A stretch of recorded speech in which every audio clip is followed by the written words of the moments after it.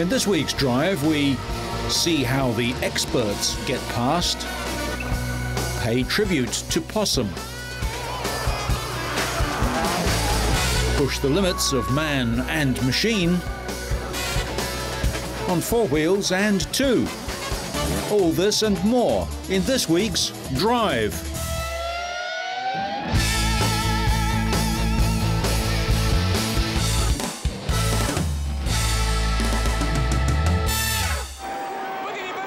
NASCAR went to Richmond, Virginia for an evening race that was to prove highly eventful for all the wrong reasons, in a crash-littered, rain-shortened night of upsets in front of 100,000 fans.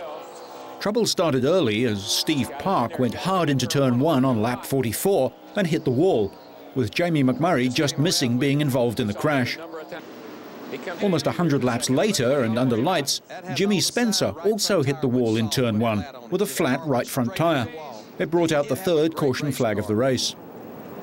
On lap 225, Elliott Sadler was punted by John Andretti out of fourth place and forced into a spin as the rest of the field darted around the sliding car. Sadler managed to drive it back to the pits for repairs and finished 55 laps down in 37th place.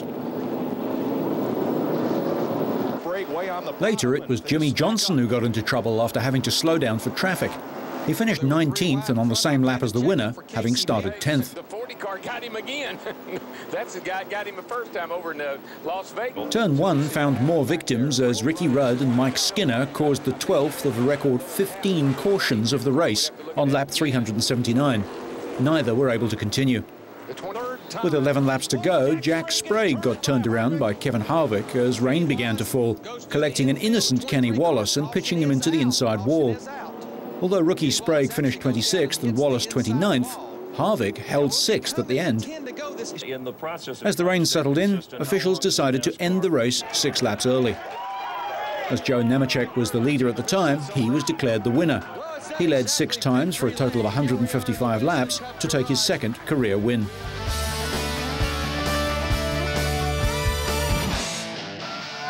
Ferrari kept up an impressive record of winning with their last 4 new cars, first time out, when Michael Schumacher claimed his second win of the year at the Spanish Grand Prix in the new F2003 GA. The first win at Imola came in last year's car, but in Barcelona the team raced the new car, delayed by worries over reliability.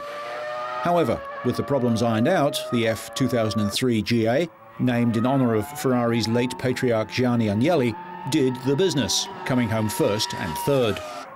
Earlier in the year, the car set a new lap record at Ferrari's Maranello test track and is described by the team as being a substantial improvement over the previous F2002 in all areas.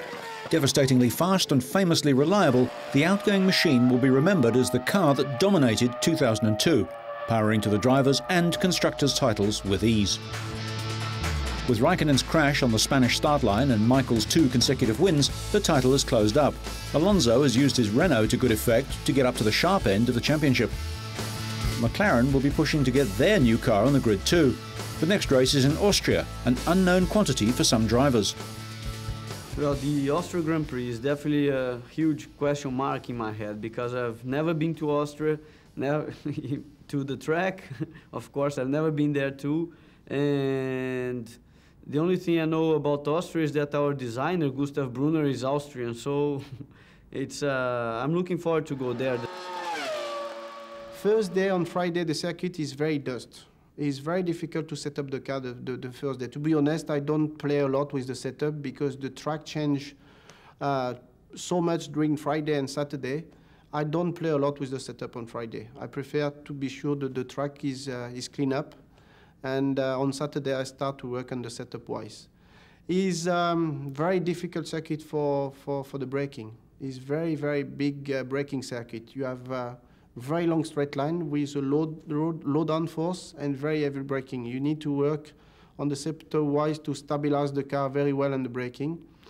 And after that, I'm quite happy to racing there because you have some corner to fight and to overtake. Speaking of overtaking, that's one of the basic but most important moves in motor racing. How, when and where to do it, so that the opponent doesn't expect it and can't defend his position. As the driver races behind another car, he'll be thinking, should I try it, now or later? or just forget it? Is there enough space on the inside or the outside? Of course, this is equally true for road car drivers. Is it safe? Is there enough room? Does the other driver know I'm here?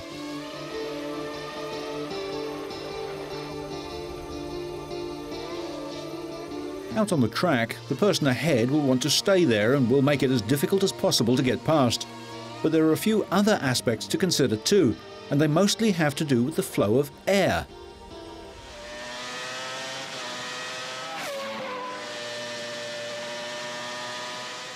Not only can the driver ahead see more, but his car is in so-called clean air.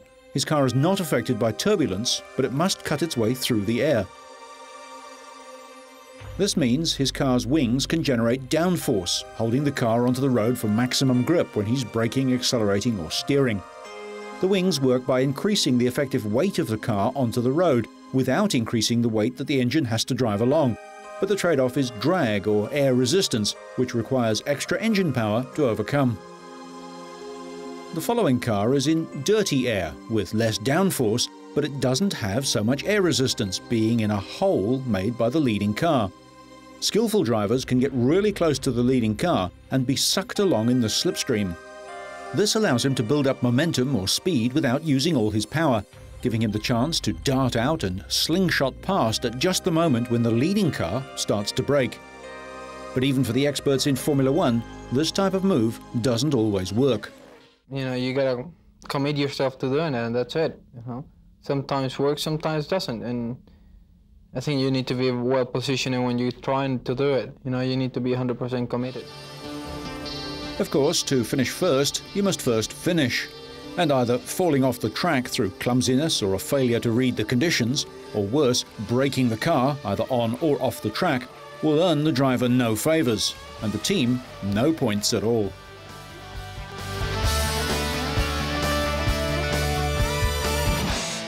They're under starters' orders for the Autosport International Show, now in its 7th year and bigger and better than ever. 700 stands covering almost every aspect of the motorsport industry attracted over 90,000 visitors, with something for everybody interested in motorsport. The cream of British engineering firms were at the show to drum up trade. The UK leads the world in competition quality automotive engineering, and companies at the show hope to pick up around £50 million worth of new business. As far as the businessman is concerned, it's an opportunity to come to the event, to network, to find out what new things are being developed, and to do some serious business. For the consumer, they come along, they can get close to cars, they can get close to celebrities. They can smell, they can touch, they can feel it, which is something that you can't do when you're at a normal racetrack. The show's not just for those interested in four-wheeled vehicles. Bikes also have a big impact at the show, with all the top names exhibiting. It's sometimes hard to draw the line between road and track, with Ferrari beating performance at a fraction of the price. Glebe Transmissions manufacture gearboxes, steering racks and transmission parts. They feel the UK still has a lot to offer the world's automotive sporting industry, which builds about 80% of the world's racing cars and components. Many of the technicians employed in these businesses were trained in the aerospace industry, where innovation and cutting-edge materials were used to minimise weight and maximise performance. Our engineering is phenomenal. We started off the engineering section with just 35 companies. This year we've got 383, and we expect to do in excess of £50 million worth of business at this show. This significant niche market hasn't escaped the British government, who support some of the smaller companies, like the builders of the aerial Atom. It's a £5 billion industry in motorsport. And about 60% of that is exported, both in terms of components, vehicles, racetracks, everything that goes into motorsport. So it's a very important industry to the UK, and it's one that we have to never be too lethargic about or passive, because we've got to maintain that position. Glebe have also branched out from transmissions. They've developed a new Formula Ford car. They've sold 6 and hope to build 20 this year. Formula Ford is an important class of racing around the world, and most of today's top drivers have spent some time in the lightweight races. Past experience has taught Glebe the importance of being at this show. What does he do for you then? If the business is there. We came here for the first time 3 years ago, and it made us realise that it was an ideal showcase, especially not just for UK visitors, but there's a lot of overseas interest, and it's the sort of one area, it's a centralised location. Lots of people fly in from all over Europe and America to have a look at what's available in the UK, because I think the UK is still probably the centre of engineering excellence in small volume manufacturing. But for visitors wanting to see some action up close, there were several live shows where they could see some of Britain's top supermotard riders and racing drivers slugging it out in Honda S2000s on a shiny polished concrete floor and in near total darkness.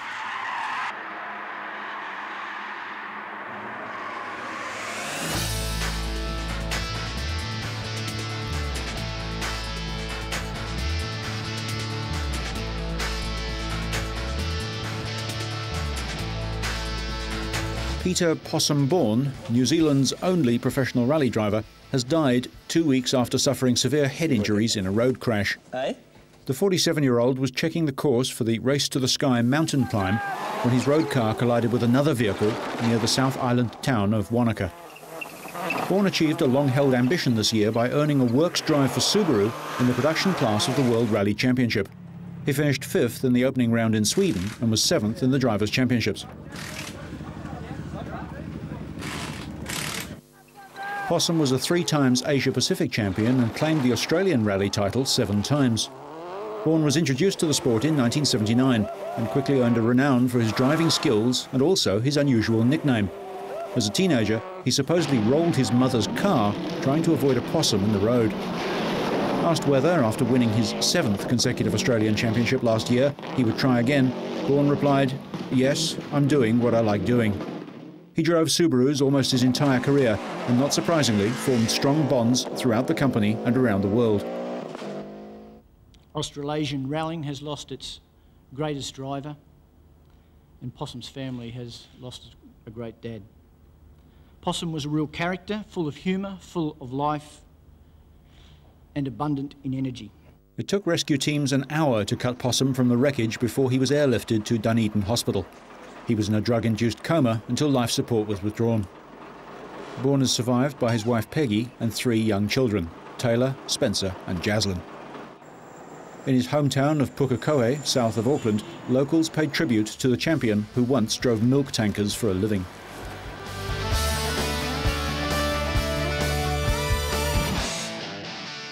Landscapes seldom come more stunning than this. However, against the glorious backdrop of the Grand Canyon and with the Colorado River snaking through the distant horizon, 16 competitors from 16 different nations competing in the 2003 Land Rover G4 Challenge were certainly not in the desert in Utah for a sightseeing trip. The convoy of Land Rover discoveries were on the final leg of an epic journey, contestants having already covered 4,000 miles of running, paddling, cycling and driving around the world. The event began in New York at the end of March, and the 4 stages took in wild terrain in South Africa and Australia before finishing amid the spectacular scenery of the Canyonlands. The overnight leader was Rudy Toulon of Belgium, and he looked intent on winning the top draw luxury Range Rover first prize as he sprinted across the Canyonlands with his map in his hands. The 31-year-old fighter pilot soon realized that a problem shared was a problem halved, as he and team partner Dirk Ostertag of Germany and Australian Guy Andrews worked together in the first stages before climbing down from their high vantage point en route to the coral pink sand dunes and the first checkpoint. This was the first of 4 points ranking destinations with checkpoints called Hunters on the way to the finish line. We worked together this time, we stayed together. It was easier to find all the points instead of splitting up. This got the trio to the vehicles and on their bikes for the next stage of their odyssey. The bicycle leg began in the Canyonlands Valley, and Ostertag and Toulon pedalled in tandem as they made their way to the second points-ranking destination, Lake Powell.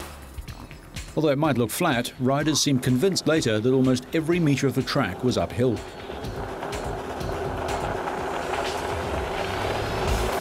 Ostertag followed Toulon in the next stage, and the strategy of supporting the favourite for the big prize paid off, as the German realised he didn't have much of a chance of a win.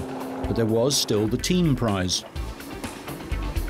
I'm still on ranking 14. It's not that what I expected, but now I think I just want to keep myself back and push him to get his result. Meanwhile, the fleet of Land Rovers made their way to the final stretch at Lake Powell, where competitors would be faced with still more physical challenges. Of the 16 entrants, just 2 were women, from the US and Italy. Most European countries were represented, along with Arabia, South Africa, Japan and Australia. Competitors were timed in and out of each event, with computerized logistics keeping track of everyone. There were some sections where not even a mountain bike could get through, let alone a Land Rover. Then it was down to scrambling up and down on all fours. Frenchman Frank Salguet clambered his way to a third-place finish. He teamed up with Tim Pickering of Britain, who was to ultimately receive the Fair Play Award.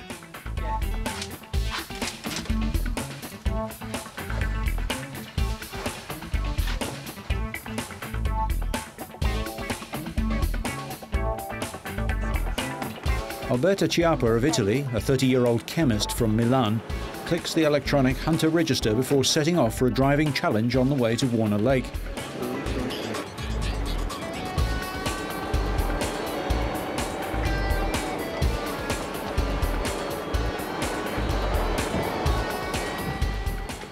I like to look at myself as a fairly decent driver. I've spent quite a bit of time in the wadis of Dubai and the Emirates driving, so I feel that this course suits me, and then on top of it, it's 4 times the performance points.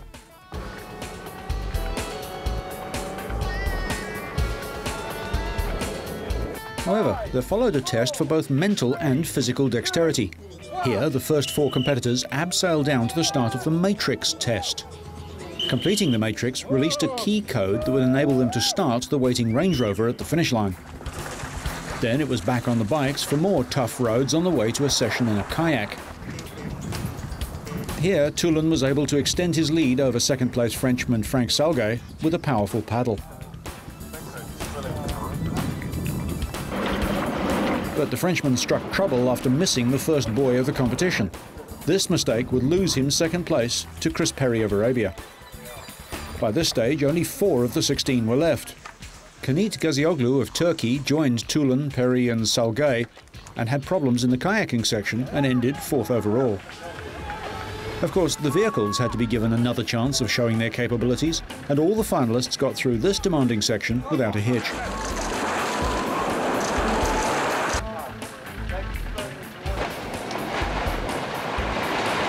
The testing Jumar climb took the 4 closer to the finish. Toulon knew that his French rival was an expert climber, and he didn't dare make any mistakes if he wanted to stay ahead. Frank made no errors, but neither did the Belgian. The final leg was a simple run to the bonnet of a brand new Range Rover. By slapping it, Toulon would win not only the event, but also the car itself. A small mistake over there, so I got a little bit in front of him, and then I used like 150% of my power. Got nothing left anymore. The 16 competitors had enough energy left to spray the victorious Rudy Toulon with champagne, who also won the team event with Ostertag.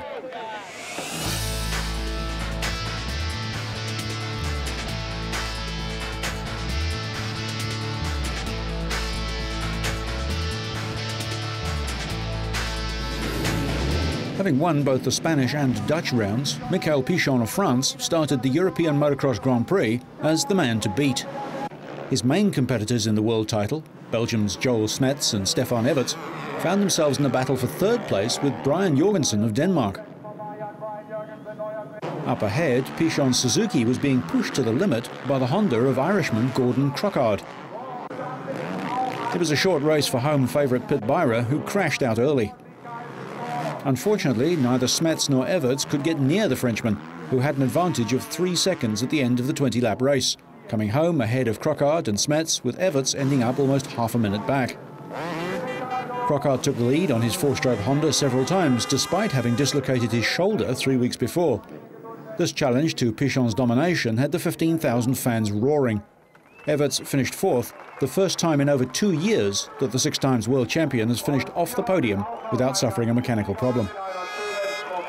Gordon was there all the race, so I had to keep my inside lines, and it was really difficult because I had to keep a lot of speed in the turns, you know, with the less power I had on the straightaway, so I had to push really hard. But we've been working really hard on my Suzuki to get more and more power and prove again on the start that it's really good. But I'm really happy because I knew it would be a tough race, and coming out with a win and taking some points on Joël and Stéphane, it's a very good weekend for me. With a full house score from 3 rounds, Pichon leads, but Smets trails by just 11 points. With the next race a month away, everyone will be fit to race. Smets put things right in the new 650cc event, storming away from the field, leaving another Briton, Stuart Flockhart, and Spain's Javier Garcia-Vico to fight for second. However, another Belgian, Cedric Malot, had other ideas and overtook Flockhart to snatch third place for the second consecutive race. Garcia-Vico had to be content with a lonely second place, 16 seconds behind a rampant Smets and 8 seconds ahead of Malot. Smets had equalled Pichon's record of winning every race this season and tops the standings with maximum points ahead of the Spaniard, who has 3 second places this year. There are 3 Belgians, 2 Britons and a Spaniard in the top 6 of the heavyweight class.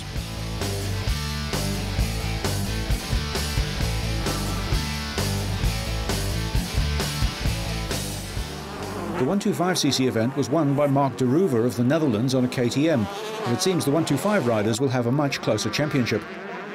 De Ruyver became the 3rd different winner of 125 Grand Prix this year, after holding off the challenge of Andrea Bartolini's Yamaha and last year's champion Michael Maschio's Kawasaki. But the reigning champ was able to slip in front by a wheel by the finishing line. Yet another Belgian, Steve Ramon, was 4th, ahead of South African Tyler Rattray. The motocross circuit now moves on to Montevarchi for the Italian Grand Prix on the 1st of June.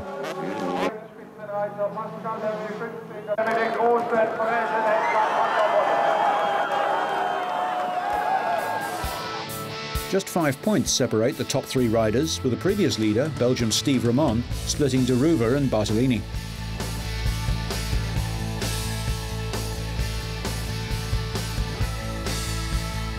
It may look like any other scruffy little hatchback, but this car is powered by electricity.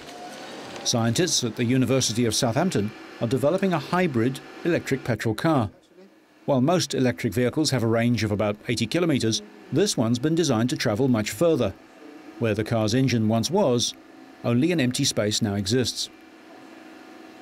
This car works basically as an electric vehicle, so it mainly works on electric power that comes from a battery.